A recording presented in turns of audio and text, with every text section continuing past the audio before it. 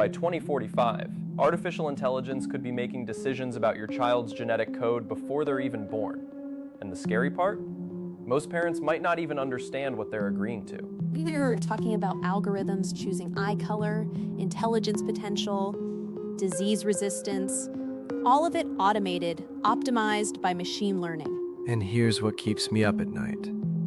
Once this technology exists, the pressure to use it will be unstoppable. I've already seen it starting. Friends asking their doctors about embryo screening, wanting every advantage for their kids. And that's just the beginning. Right, because when enhancement becomes possible, it stops being a choice and starts being an expectation. Exactly.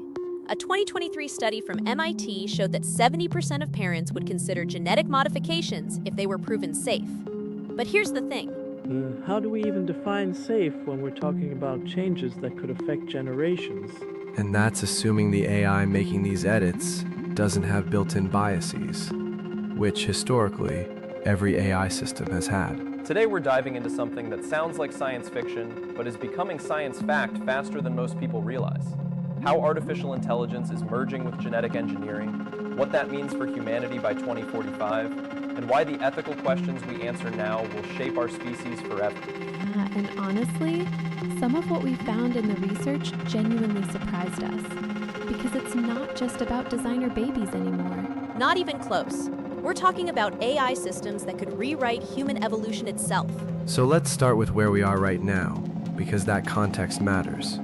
Adrian, what's the current state of CRISPR technology? Okay, so CRISPR-Cas9, which most people have heard of by now, it's basically molecular scissors that can cut and edit DNA. It was discovered just over a decade ago, won the Nobel Prize in 2020, and it's already being used in clinical trials for diseases like sickle cell anemia and certain cancers. Right, and the success rates have been remarkable. In 2024, we saw the first FDA approval for a CRISPR-based therapy that essentially cures sickle cell disease. Patients who've lived their entire lives in pain are now symptom-free. It's genuinely miraculous. That's treating disease, right? That's different from enhancement. That's the line everyone talks about. Therapeutic versus enhancement. Fixing what's broken versus improving what's normal. But Daphne, here's where it gets complicated. Where exactly is that line? Oh yeah, I've thought about this so much. Like, is correcting severe myopia therapeutic or enhancement?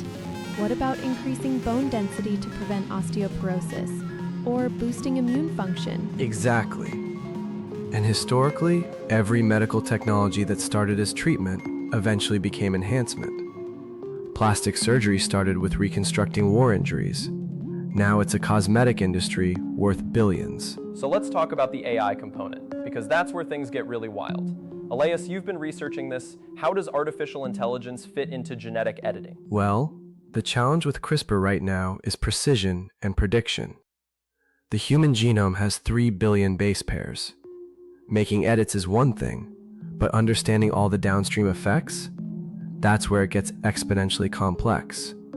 A single gene can affect multiple traits, and multiple genes can affect a single trait. Which is exactly why we need AI. Machine learning algorithms can analyze patterns across millions of genomes, predict outcomes, identify off-target effects that humans would miss.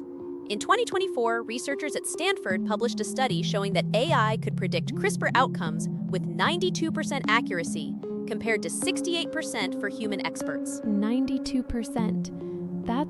That's incredible, but also kind of terrifying. Why terrifying? Because it means we're getting close to trusting machines to make decisions about human biology that we don't fully understand ourselves. Like, the AI might predict the outcome, but can it explain why? Can it account for the things we don't even know we should be looking for? That's the black box problem. And honestly, it's one of the biggest concerns in the field right now. Totally. And there's historical precedent for why this matters. Look at what happened with thalidomide in the 1950s and 60s. A drug that seemed safe, passed testing, was prescribed to pregnant women for morning sickness. Turned out it caused severe birth defects, but nobody caught it until thousands of children were affected. Because the testing didn't account for a variable nobody thought to look for. Exactly. And that was with a simple pharmaceutical. Now imagine that complexity multiplied by a factor of millions when you're editing fundamental genetic code. Okay, but I have to push back here a little bit. Yes, there are risks. There are always risks with new technology. but the potential benefits are staggering. We're talking about eliminating genetic diseases that have caused suffering for all of human history. Huntington's disease, cystic fibrosis, Tay-Sachs, muscular dystrophy. AI-guided genetic editing could make these conditions extinct. I mean, when you put it that way, yeah, of course. Who wouldn't want to eliminate suffering? Right. And it's not just rare diseases. Imagine reducing the genetic predisposition to heart disease, the leading cause of death globally, or certain cancers, or Alzheimer's. The 2023 Global Burden of Disease study estimated that 43% of all deaths worldwide are linked to genetic factors that could theoretically be modified. 43%. That's almost half of all human mortality. And that's with current understanding. As AI gets better at mapping the relationships between genes and outcomes, that number could go higher. We might find that genetics play a role in conditions we currently think are purely environmental. But Iris, here's what worries me about that framing. Once we start down this path, where does it stop? Because the same technology that eliminates disease can be used to enhance traits. And once enhancement is possible, it becomes a competitive arms race. Oh, I've seen this already, starting with academic performance. Parents spending thousands on tutors, test prep, enrichment programs. Now imagine if you could just edit your child's genes to give them a higher IQ, better memory, faster processing speed. Would you do it? Honestly, I don't know. My gut reaction is no, that feels wrong.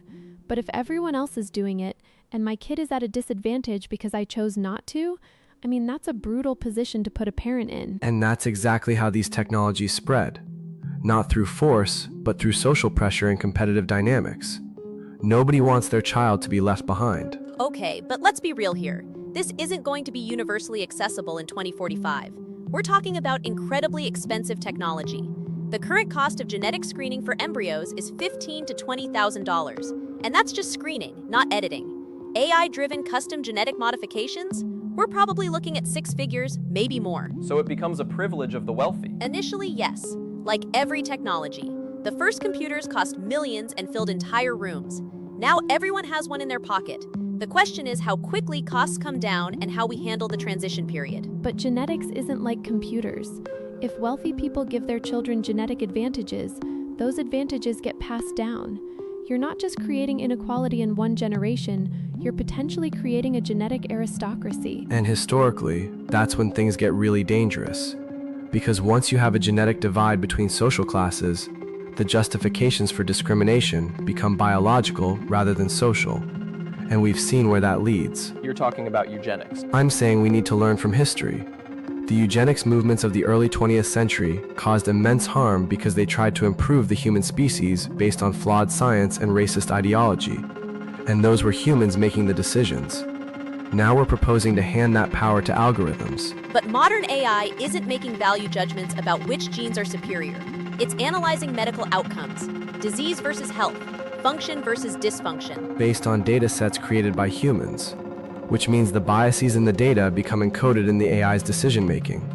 A 2024 study from Berkeley found that medical AI systems consistently underperform for minority populations because the training data was predominantly from white patients. Wait, so the AI that's supposed to help everyone ends up helping some people more than others? Exactly. And when you apply that to genetic editing, you could end up with AI systems that optimize for genetic profiles that match historical privilege patterns. Not because anyone programmed them to be racist, but because the data reflects a racist history. That's a really uncomfortable truth. So we're potentially building systems that could amplify existing inequalities at a genetic level. Which is why the governance piece is so critical. And honestly, this is where I get a little more optimistic, because there's actually a lot of international discussion happening right now. The WHO released guidelines in 2024 for human genome editing that specifically address AI integration. What do the guidelines say? Well, they emphasize transparency, equity, and oversight. Any AI system used in genetic editing has to be explainable, meaning it can't just be a black box spitting out recommendations. There has to be human review at multiple stages. And they're pushing for international databases so that outcomes can be tracked across populations. But guidelines aren't laws. And even laws are only as good as their enforcement. Look at data privacy regulations.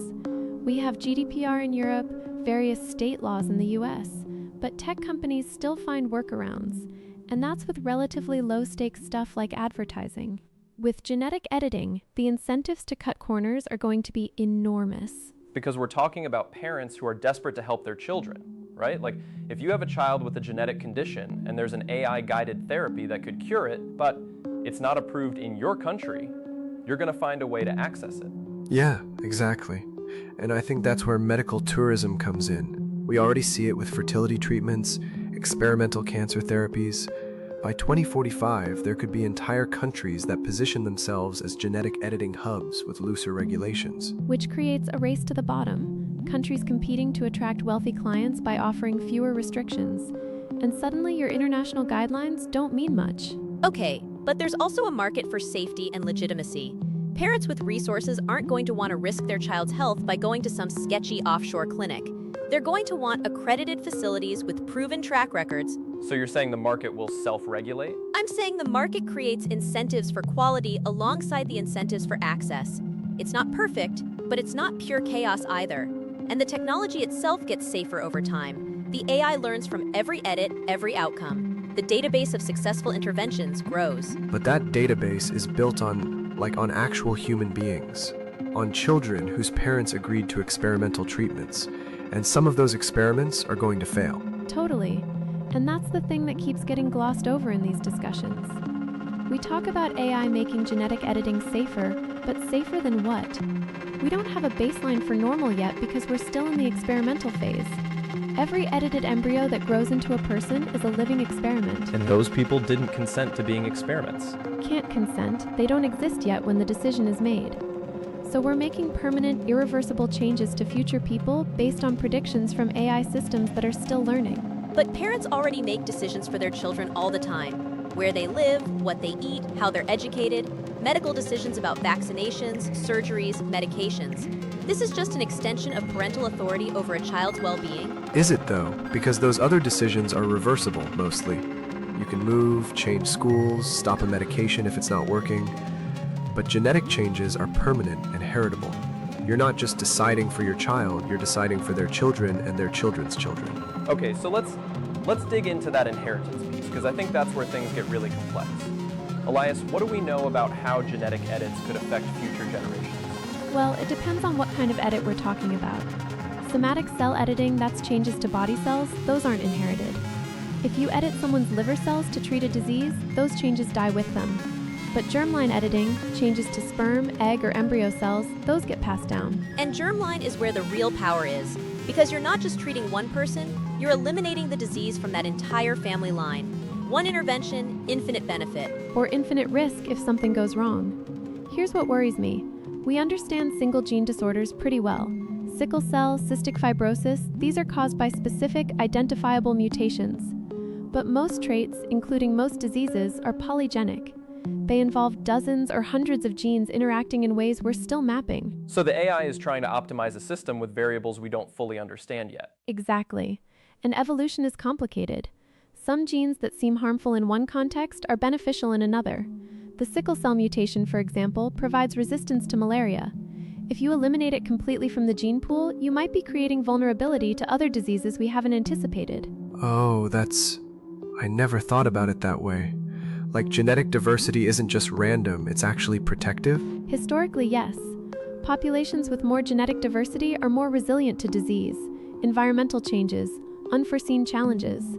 If we start optimizing everyone toward the same ideal genetic profile, we could be making humanity more fragile as a species. But we're not talking about eliminating diversity. We're talking about eliminating suffering. Nobody's saying everyone should have the same eye color or the same height. We're saying nobody should have to die from Huntington's disease. Right, but where's the line? Because suffering is subjective. Is dyslexia suffering, ADHD, autism? These are considered disabilities by some people and just neurological differences by others. And honestly, this is where I get really uncomfortable. Because I have ADHD, and yeah, it's made parts of my life harder. But it's part of how I think. The hyperfocus, the creativity, the way I connect ideas. If someone had edited that out of me before I was born, would I still be me? That's the identity question, and it's not hypothetical. There's a big debate in the deaf community right now about cochlear implants for children.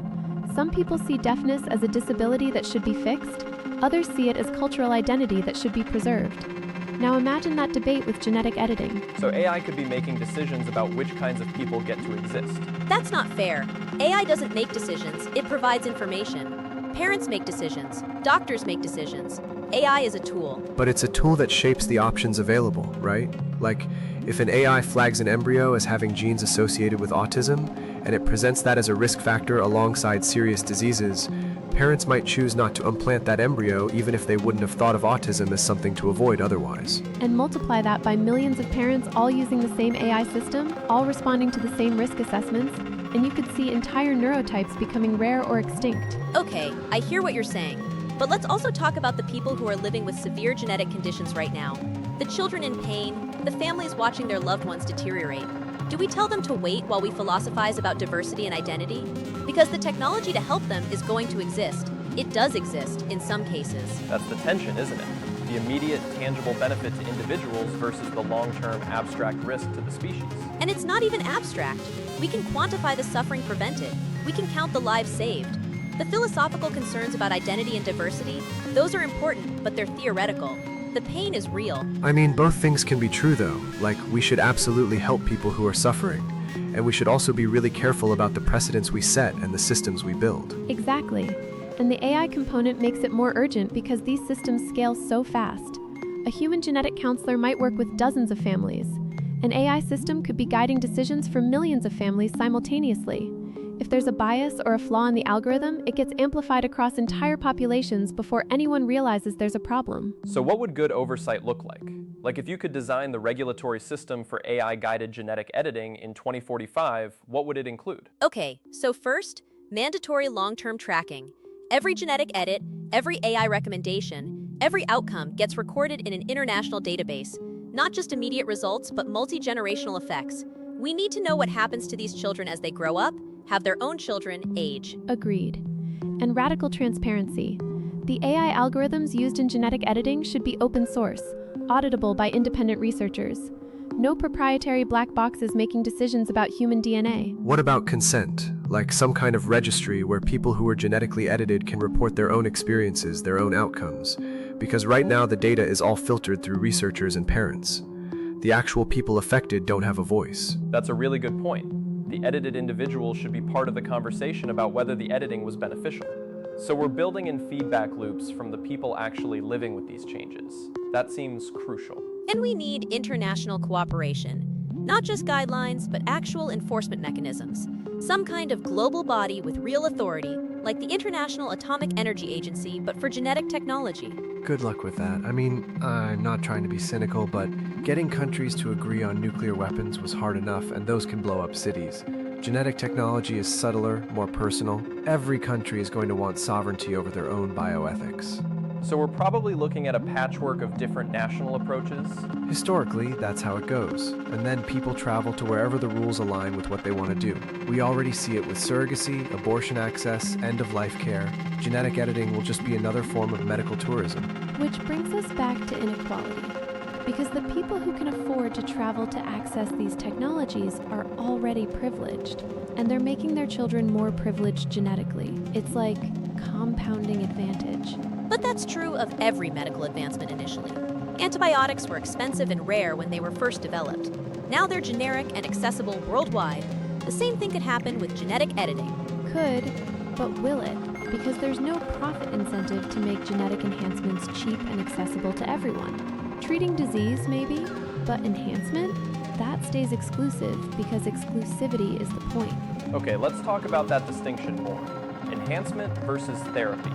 Because I feel like that's the line everyone keeps coming back to. Iris, in practical terms, how does the technology differ between treating a disease and enhancing a trait?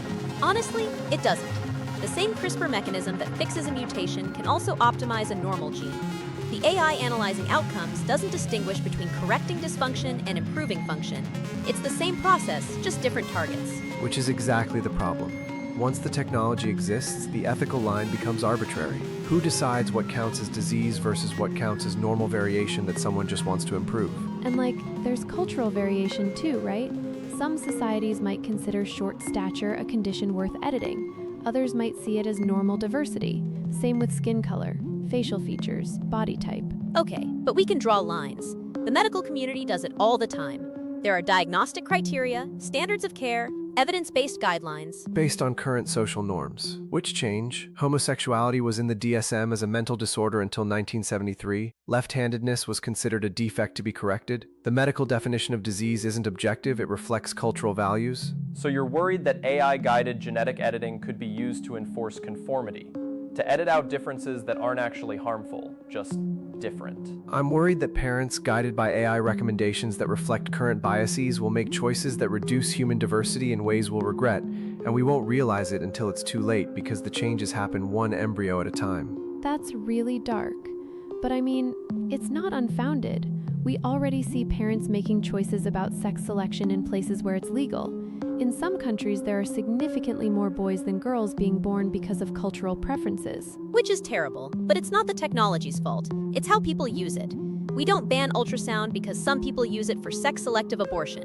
We address the underlying social problems that create those preferences. But by 2045, AI could be actively shaping those preferences, not just responding to them. Like if the algorithm learns that certain traits correlate with success, wealth, happiness in current society, it might recommend selecting for those traits.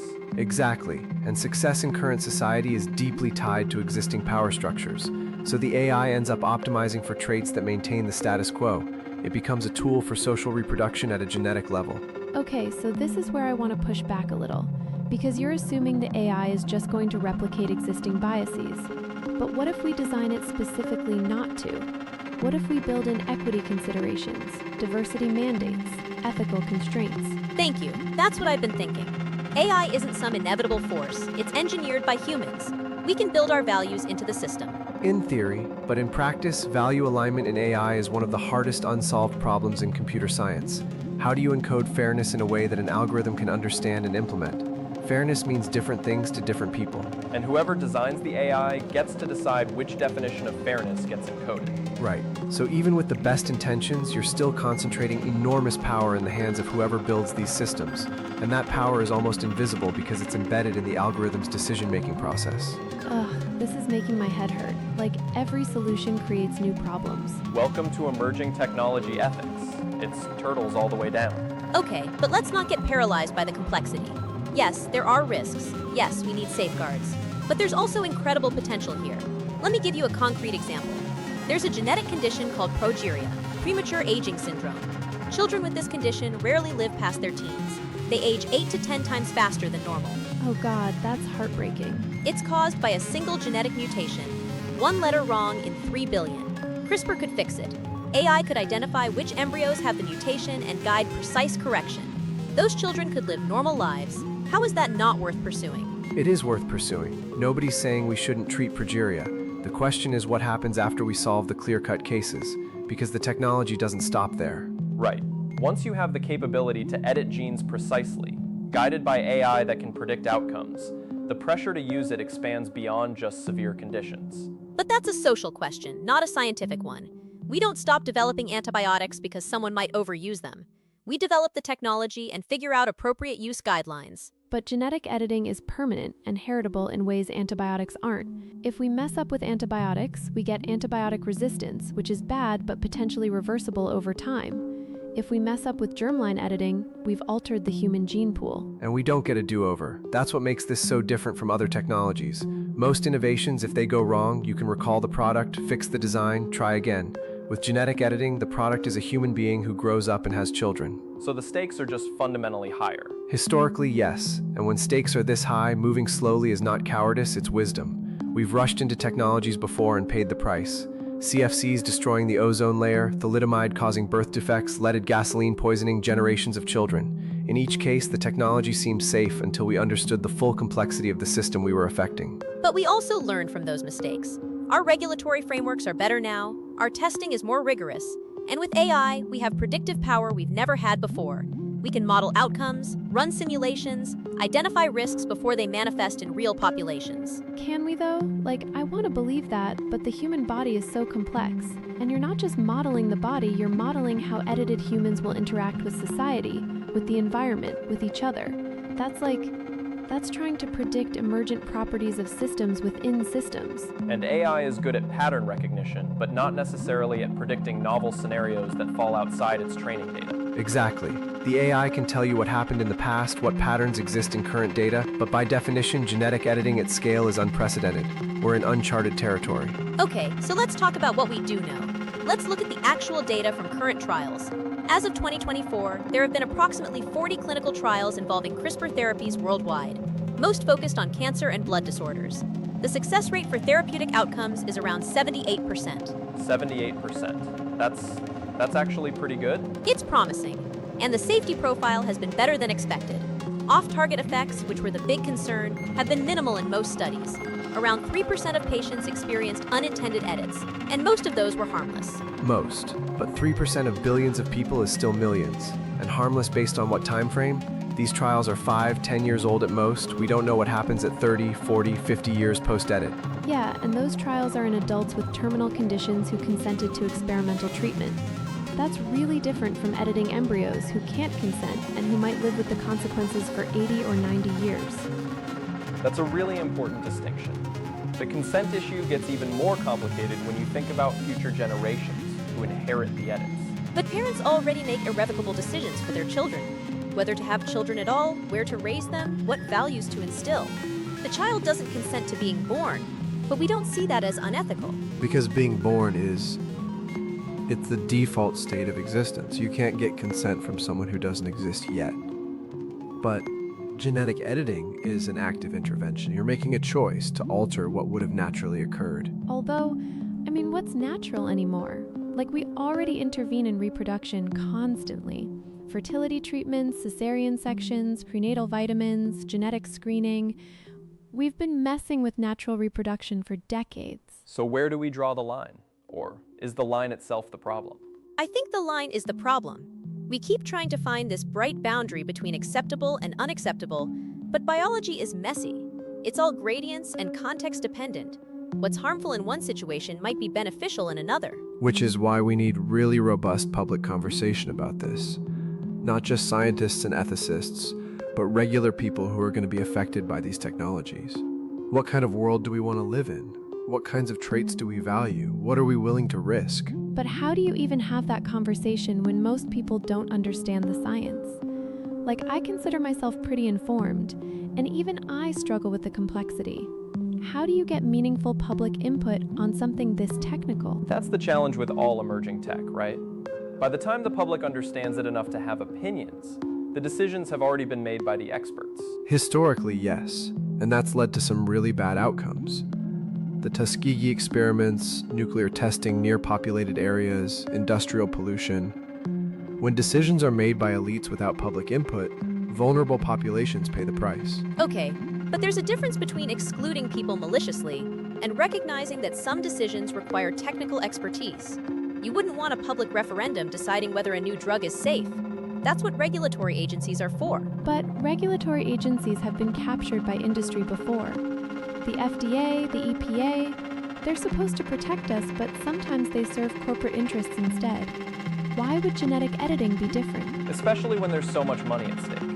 What's the projected market size for genetic editing by 2045? The estimates vary widely depending on how optimistic you are about adoption. Conservative projections put it around $50 billion annually. More aggressive forecasts go as high as $200 billion. For context, the global pharmaceutical market right now is about $1.5 trillion. $200 billion. That's enough money to distort any regulatory process. Or to fund really comprehensive safety research. Look, I'm not naive about corporate influence, but companies also have incentives to ensure their products are safe. Lawsuits, reputation damage, regulatory shutdowns. It's not pure altruism, but it's not pure greed either. I want to believe that, but I keep thinking about the opioid crisis. Pharmaceutical companies knew their products were addictive, marketed them anyway, and millions of people died. And these were regulated, FDA-approved medications. So what makes us think genetic editing will be different? The consequences are potentially more severe and longer lasting. That might actually make companies more cautious. Or it might make them better at hiding problems. Hard to say. What I do know is that the science is going to advance whether we're ready or not. CRISPR is already out there. AI is getting better every year. By 2045, the technical capability will exist. The question is what governance structures we build around it. Okay, so let's game that out. It's 2045, the technology exists, it's relatively affordable, AI can predict outcomes with high accuracy. What does the world actually look like? Elias, you're the historian. Give us some scenarios. All right, so scenario one, the optimistic version. Strong international frameworks, transparent oversight, equitable access. Genetic editing is used primarily for serious medical conditions. Enhancement is rare and carefully regulated. AI is auditable and bias corrected. Most people benefit, inequality doesn't increase much. That sounds nice. Is it realistic? Possible, but it requires a level of global cooperation we've rarely achieved. Scenario 2, the fragmented version. Different countries have wildly different rules. Some ban it entirely on religious or ethical grounds. Others embrace it fully. You get medical tourism, underground markets, inconsistent safety standards. That seems more likely based on current trends. And scenario 3, the dystopian version. Genetic editing becomes a marker of class. The wealthy edit their children for every advantage they can buy. The poor can't afford it or don't have access. Within a generation or two, you have a genetic divide that maps onto existing social hierarchies. And because it's biological, it starts to seem natural, inevitable, justified. Oh God, that's terrifying. Please tell me there are safeguards against that. There could be. Universal healthcare that includes genetic therapies, subsidies for low-income families, regulations preventing enhancement-only edits. But it all requires political will and sustained funding. Which historically has been hard to maintain. Programs get cut, priorities shift, loopholes get exploited. Exactly. And once the genetic divide exists, the people with advantages have incentives to maintain the system that gave them those advantages. It becomes self-reinforcing. Okay, but let me offer a different scenario. What if the technology gets so good and so cheap that it actually levels the playing field? Like, what if by 2045, basic genetic optimization is as routine and affordable as vaccination? That's possible. The cost curve for biotech has been dropping exponentially. Sequencing a genome cost $100 million in 2001. Now it's under $1,000. If editing follows a similar trajectory, Then it could become genuinely accessible. But does that solve the problem or just move it? Like if everyone has access to basic optimization, doesn't the competition just shift to more extreme enhancements? Totally. And you could end up with an arms race where parents feel compelled to edit more and more traits just to keep up. Not because they want designer babies, but because not editing means their child is disadvantaged. That's the thing that gets me. The coercion isn't direct, it's social. Nobody forces you to edit your child's genes, but the pressure is overwhelming. which is why education is so important. People need to understand both the possibilities and the limitations. The AI might say that certain edits correlate with success, but correlation isn't causation. Environment, education, opportunity, those still matter enormously. But if people believe genetic editing is the key to their child's future, that belief shapes behavior regardless of whether it's scientifically accurate. And that's how social problems become genetic problems. If we live in a society where only certain traits are valued, where opportunity is limited, where success is zero-sum, then genetic editing becomes another way to compete in a fundamentally unfair system. Instead of addressing the unfairness itself. Exactly. It's like, if housing is unaffordable, you don't solve that by giving everyone a loan. You solve it by building more housing and regulating prices. But with genetic editing, we're offering individual solutions to systemic problems. Okay, but even in a perfectly fair society, wouldn't you want your child to be healthy? To not suffer from genetic diseases? Of course, but there's a difference between preventing suffering and optimizing for success. And I worry that the AI will blur that line because it's trained on data from our current imperfect society. So the AI learns to optimize for success in the world as it is, not the world as it should be. Right. And if the world as it is rewards certain races, genders, body types more than others, that gets encoded in the optimization algorithms. And we're back to the bias problem, which is solvable in theory but really hard in practice. You'd need diverse training data, ethical oversight at every stage, constant auditing for disparate impacts, mechanisms for affected communities to challenge the AI's recommendations. All of which is technically feasible. We have the tools. We know what good AI governance looks like. Whether we implement it is a political question, not a technical one. So everything hinges on the choices we make now, before the technology is fully mature. The governance structures we build today shape what's possible in 2045. And that window is closing fast. Every year the technology advances, the harder it becomes to regulate because you're regulating something that already exists rather than something theoretical. Which is why this conversation needs to be happening everywhere, not just in academic journals and policy think tanks. Like regular people need to understand what's coming. Agreed. And honestly, I think most people, if they really understood the potential to eliminate diseases like cancer or Alzheimer's, they'd be supportive.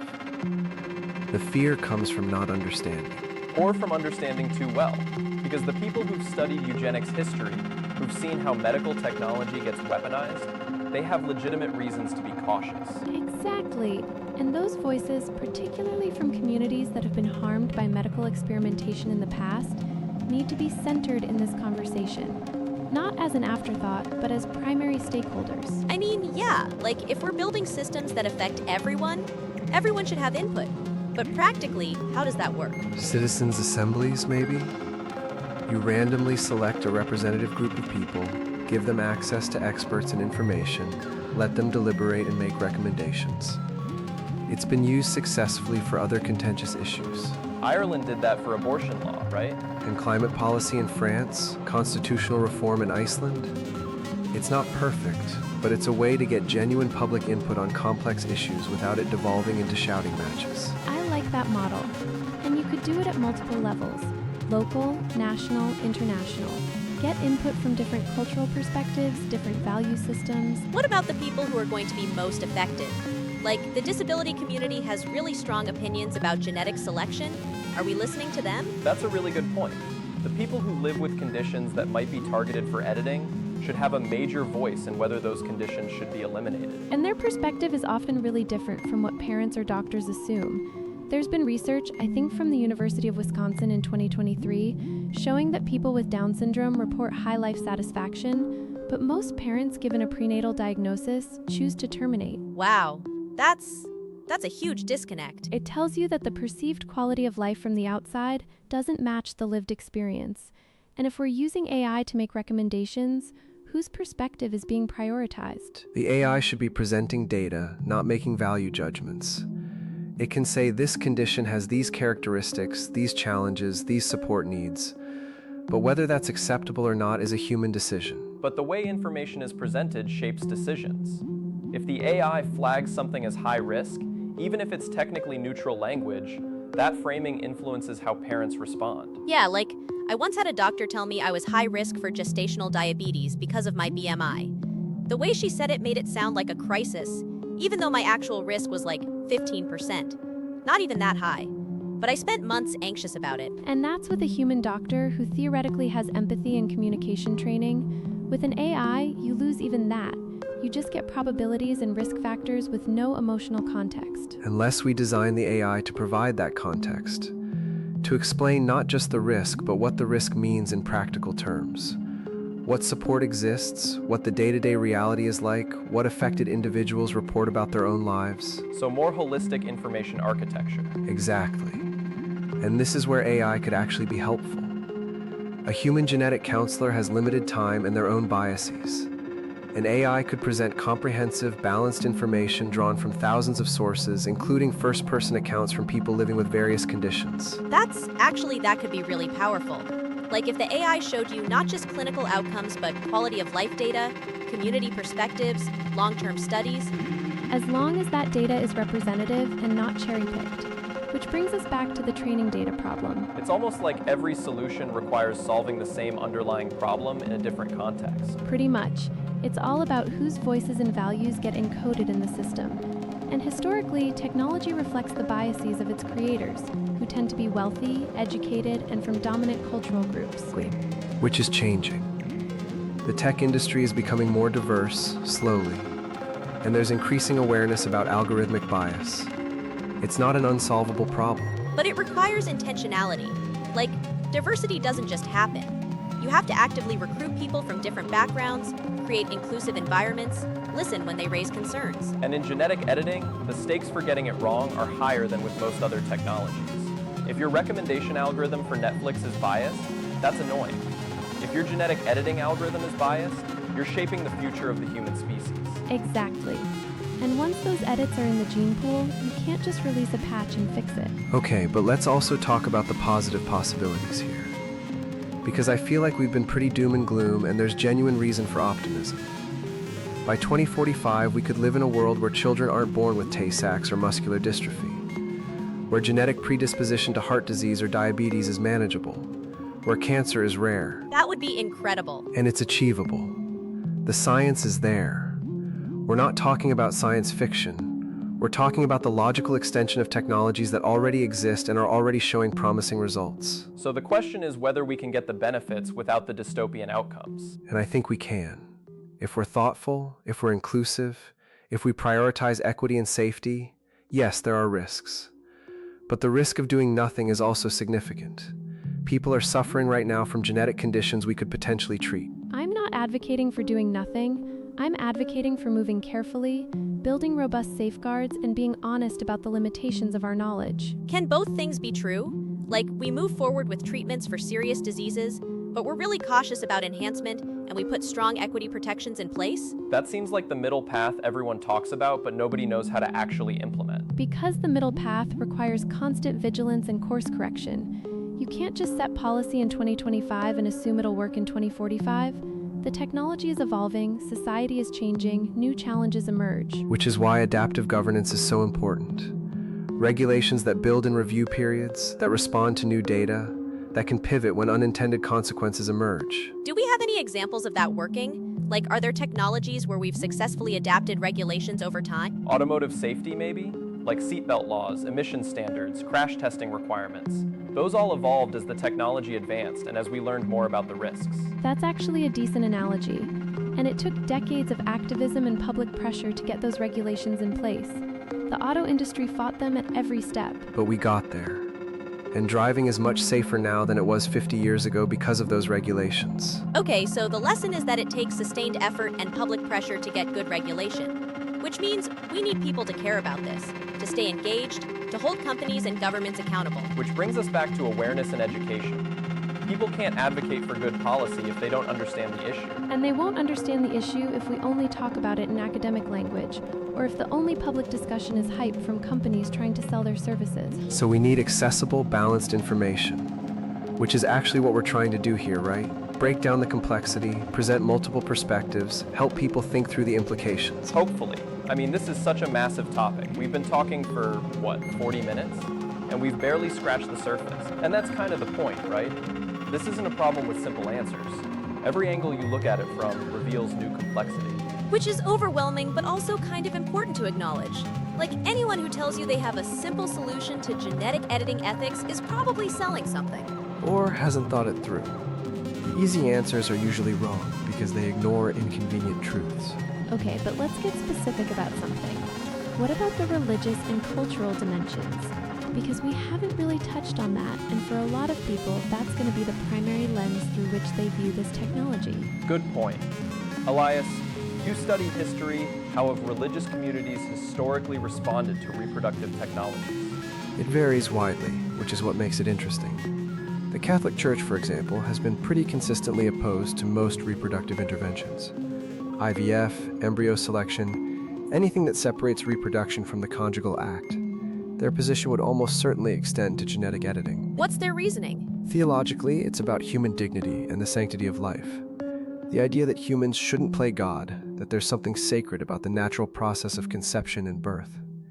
Each embryo, from their perspective, is a human soul, and manipulating it is morally problematic. But they're okay with other medical interventions. Like Catholics can get surgery, take medications, use assistive technologies. Right, the distinction is between healing and enhancement, between working with nature and trying to supersede it. Although where that line falls is debated even within Catholic theology. What about other religions? Islam has a range of views depending on the school of thought.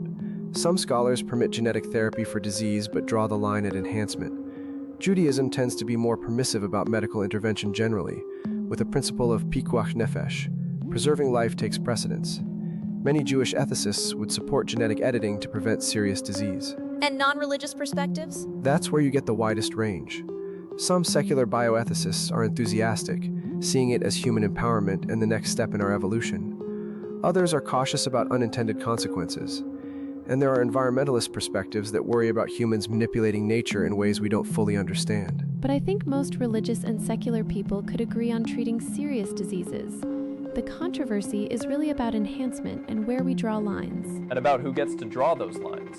Because in a pluralistic society, You can't impose one religious framework on everyone. Which is why the legal and regulatory approach has to be somewhat neutral, accommodating different belief systems while protecting public welfare. That's so hard, though. Like, if one group believes embryos are human lives and another doesn't, how do you find middle ground? You probably can't fully. Some issues are just fundamentally irreconcilable. The best you can do is create space for people to act according to their own values while preventing harm to others. Which in practice means what? People can opt out of genetic editing for religious reasons, but they can't prevent others from accessing it? Probably. Although there's precedent for limiting even consensual medical procedures when they raise serious ethical concerns. We don't allow people to sell their organs, for example, even though both parties might consent. Because of exploitation concerns? Partially. And because some things are considered so fundamental to human dignity that we don't allow them to become market commodities, even with consent. So the question is whether genetic editing falls into that category. Is it healthcare? Is it enhancement? Is it something we should commodify? I think it depends on the context. Treating sickle cell disease is clearly healthcare. Selecting for eye color is clearly enhancement. But most cases will fall somewhere in between, and that's where the debate will happen. What about something like height? If a child has a growth hormone deficiency, we treat it.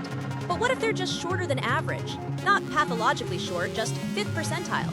Do we edit that? And multiply that question by hundreds of traits, each with their own gray areas, and you see why this is so complicated. Let's talk about another dimension. What happens to genetic diversity in a world where AI-guided editing is common? Iris, from a biological perspective, is that something we should worry about? So, genetic diversity serves several functions. It's our insurance policy against environmental change, new diseases, unforeseen challenges.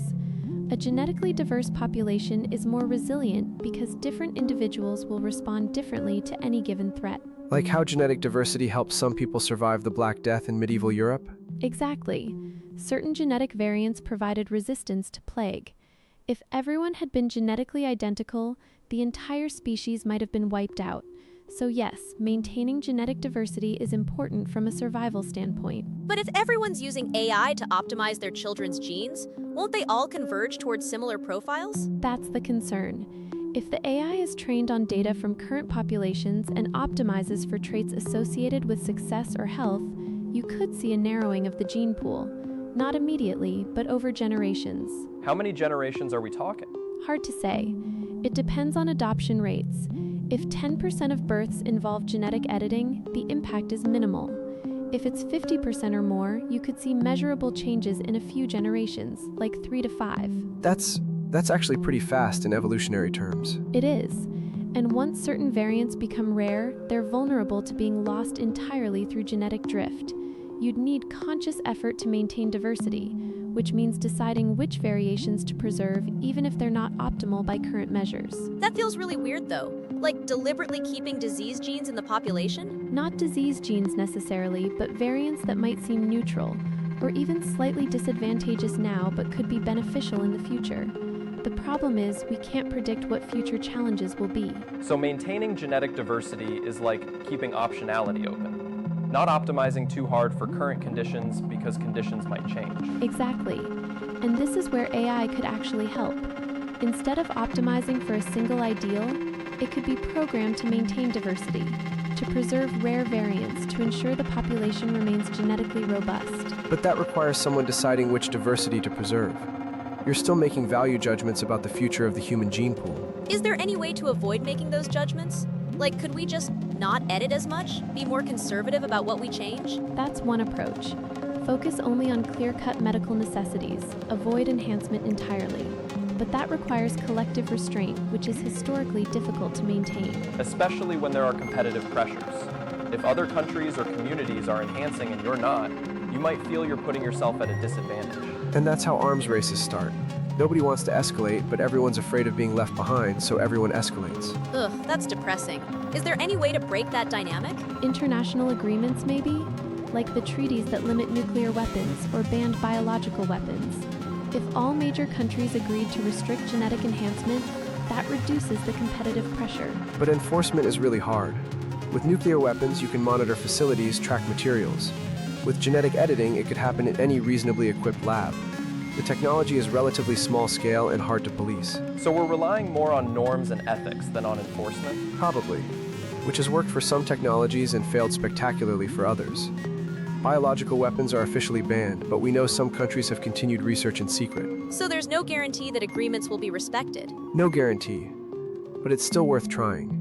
Even imperfect agreements create expectations and make violations more costly. And the scientific community can self-regulate to some extent. The moratorium on germline editing after the He Jiankui case in 2018 showed that scientists can come together to say certain things are out of bounds.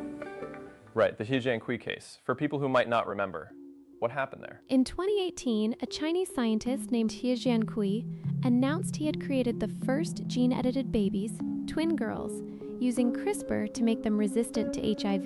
He did this without proper oversight, informed consent was questionable, and the medical necessity was dubious since there are other ways to prevent HIV transmission. And the backlash was huge, right? Massive.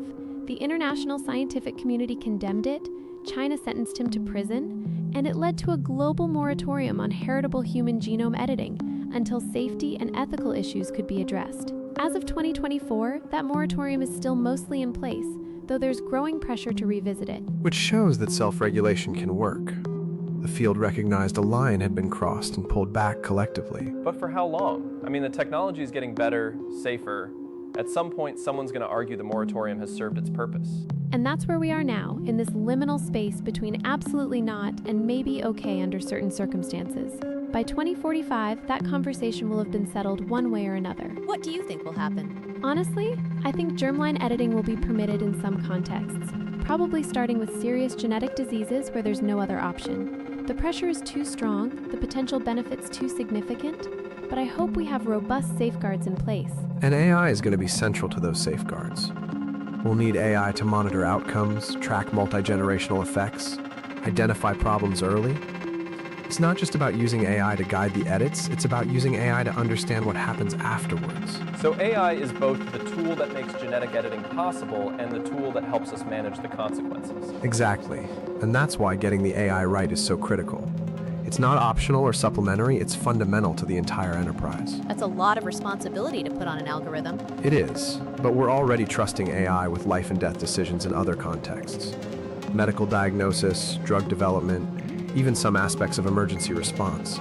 This is an extension of existing trends. Which doesn't mean we should be comfortable with it. Just because we're already trusting AI in some domains, doesn't mean we should automatically trust it in all domains, especially one as consequential as human genetic engineering. Fair point. So what would make you more comfortable?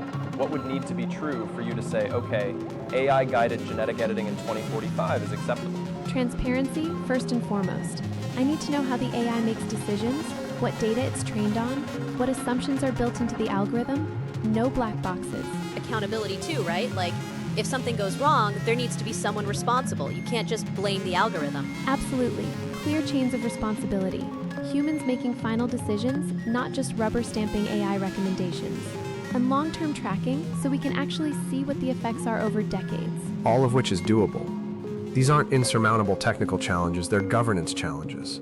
And we've solved governance challenges before. Have we though? I mean, look at social media. We knew about the risks, we talked about regulation, and here we are 15 years later, still struggling with misinformation, privacy violations, algorithmic manipulation. That's exactly my concern. The technology moves faster than the governance can keep up. By the time we realize there's a problem, millions of people are already affected. But genetic editing is different because it's more regulated from the start, right? Like, social media just kind of exploded without much oversight. Medical technologies have regulatory frameworks already in place. Right. The FDA, the EMA in Europe, other regulatory bodies worldwide. They're not perfect, but they exist, and they're evolving to address AI specifically. The FDA released guidance on AI in medical devices in 2023. Is that enough though? Medical devices are one thing, but we're talking about editing the human germline. That feels categorically different. It is different, and it'll require more stringent oversight.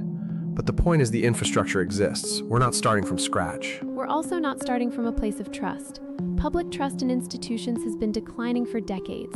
People are skeptical of government, of corporations, of experts. Telling them to trust that we've got this handled with genetic editing, that's a tough sell. Yeah, and I think that's where the communication piece becomes so important. Like, people need to see the process, understand the safeguards, know that their concerns are being heard and addressed. Not just token engagement, but meaningful input. Exactly, and that takes time and resources that organizations don't always want to invest.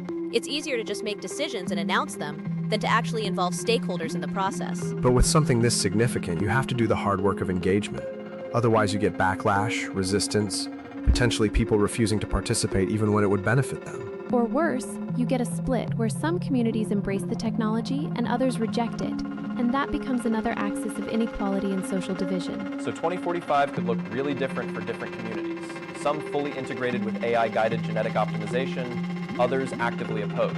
And the children growing up in those different communities are going to have very different experiences, opportunities, challenges. That's kind of heartbreaking when you think about it. Like, we have this technology that could help people, but the way we deploy it might end up creating more division. Or it could bring people together. If we get it right, if we prioritize equity and access, genetic editing could reduce suffering across all communities. It doesn't have to be divisive. But it will be if we're not intentional about it. Agreed. This isn't something we can just let happen. It requires active, thoughtful choices at every level. Policy, funding, research priorities, public engagement. And those choices need to be made soon. We're maybe 5 to 10 years from this becoming routine in clinical settings. The window for shaping the trajectory is now. What can regular people do? Like, most of us aren't policymakers or scientists. How do we influence how this unfolds? Stay informed, first of all. Understand the issues enough to have opinions. Talk to your representatives, support organizations doing advocacy work. Participate in public comment periods when regulations are being drafted. And be willing to sit with complexity. Don't fall for simple narratives from either side. The people saying this is purely dangerous and the people saying it's purely beneficial are both wrong. The truth is nuanced. Which is uncomfortable because humans like certainty. Especially about something that affects our children, our future. The uncertainty is really hard to live with. But it's honest. And I'd rather have honest uncertainty than false confidence. History shows that false confidence is when we make the biggest mistakes. Although we also have to be willing to move forward despite uncertainty. If we wait for perfect knowledge, we wait forever. At some point, you have to act based on the best information available. So it's like informed risk-taking? Acknowledging what we don't know while still making decisions? Exactly, and building in mechanisms to course correct as we learn more. Adaptive, iterative governance rather than rigid, permanent rules. Okay, so as we start to wrap up here, I want to ask each of you, what's your personal take? If you were making decisions about AI-guided genetic editing in 2045, what would you prioritize? I'd prioritize access and equity. Make sure this technology benefits everyone, not just the wealthy. That means public funding, universal healthcare that includes genetic therapies, international cooperation to spread benefits globally. I'd prioritize long-term thinking and humility. Acknowledge what we don't know, build in safeguards, track outcomes over generations, move forward, yes, but cautiously, and always center the voices of people who've been marginalized by past medical technologies. I'd prioritize consent and autonomy. Make sure people have real choices, including the choice not to participate, and create space for the people who are actually affected, the children who are edited, to have a voice in how this technology evolves. And I think I'd prioritize transparency and accountability. Make the AI systems auditable, the decision-making processes visible. When things go wrong, and they will, we need to be able to understand why and who's responsible. Those are all different priorities, but they're not contradictory. You could imagine a system that incorporates all of those values. That's the ideal. And honestly, I think it's achievable if we start building toward it now. The choices we make in 2025, 2026, the next few years, those set the foundation. And the choices we don't make. Sometimes inaction is a choice too. If we fail to regulate, if we let market forces dominate, that's choosing one path over others. Which is scary because it means there's no neutral option. Whatever we do or don't do shapes the outcome. So the question for listeners is, what future do you want to see? Because this isn't some distant hypothetical. 2045 is only 20 years away. That's close enough that many of us will be alive to see it. Our children definitely will be. And the technology being developed right now in labs around the world is what will be deployed then. The AI models being trained today are the foundation for the systems that will guide genetic editing in 2 decades. Which is actually kind of exciting when you think about it. We're living through the early stages of something that will fundamentally change human existence. How many generations get to say that? I mean, yeah, but it's also terrifying. Like the weight of that responsibility. It is. But humans have risen to challenges before. We've developed technologies responsibly, or learned from mistakes and course-corrected. We're not doomed to fail here. What gives you confidence in that? The fact that we're having this conversation. 20 years ago, genetic editing was theoretical.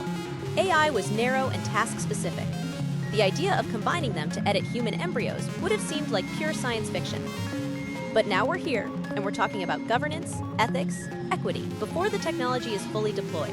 That's progress. I want to share that optimism, but I also think about all the times we've had these conversations and then failed to follow through. Climate change, we've known about it for 50 years and still haven't taken adequate action. Social media, we identified the problems early and they're still not solved. So what makes genetic editing different?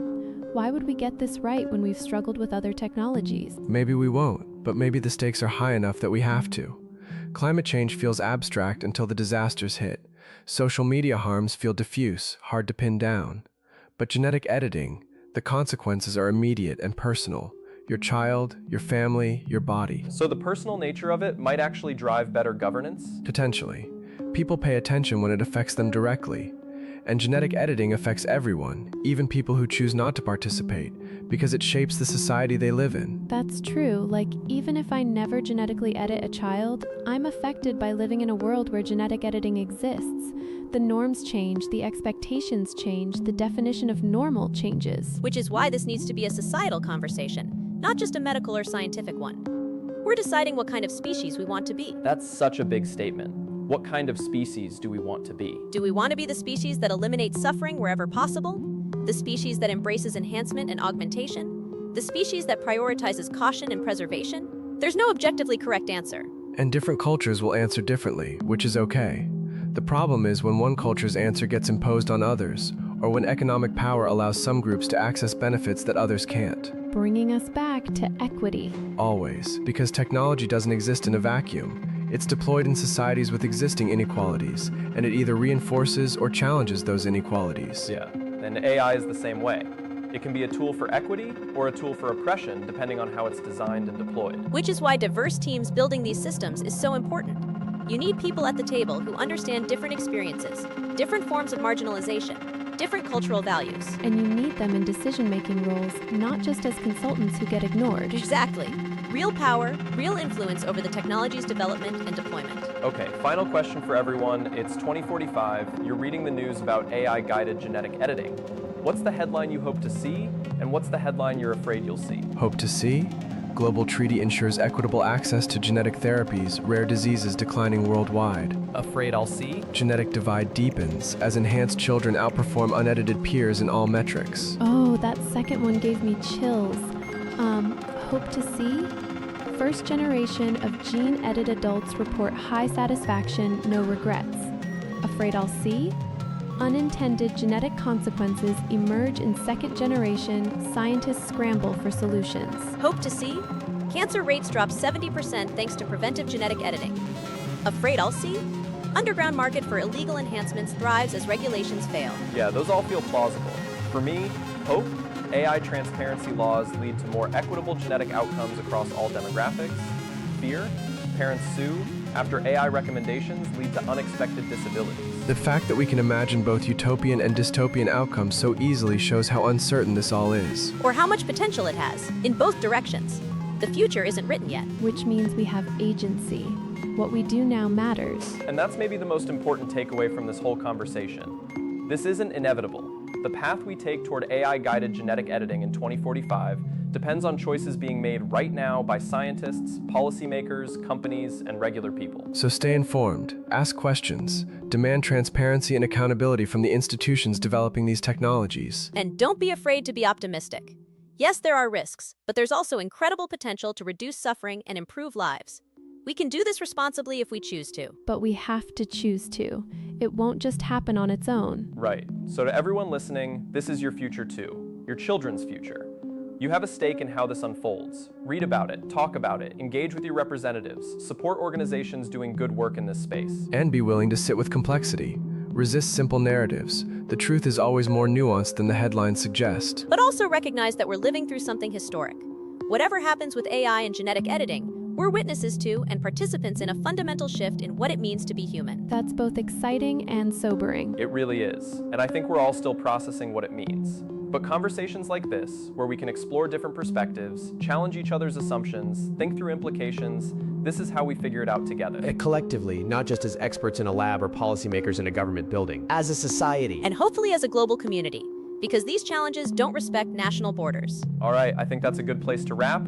Adrian here, along with Iris, Elias, and Daphne. Thank you all for such a thoughtful discussion. Bye, thanks for having us. This was intense, but really important. Agreed. And thank you to everyone listening. Please, keep thinking about these questions. Keep talking about them. The future needs your voice. And if you found this valuable, share it with someone else who might benefit from thinking through these issues. The more people engaged in this conversation, the better our collective decisions will be. To our listeners, thank you for spending this time with us exploring one of the most consequential questions of our generation. Will AI edit our DNA in 2045? The answer is probably yes.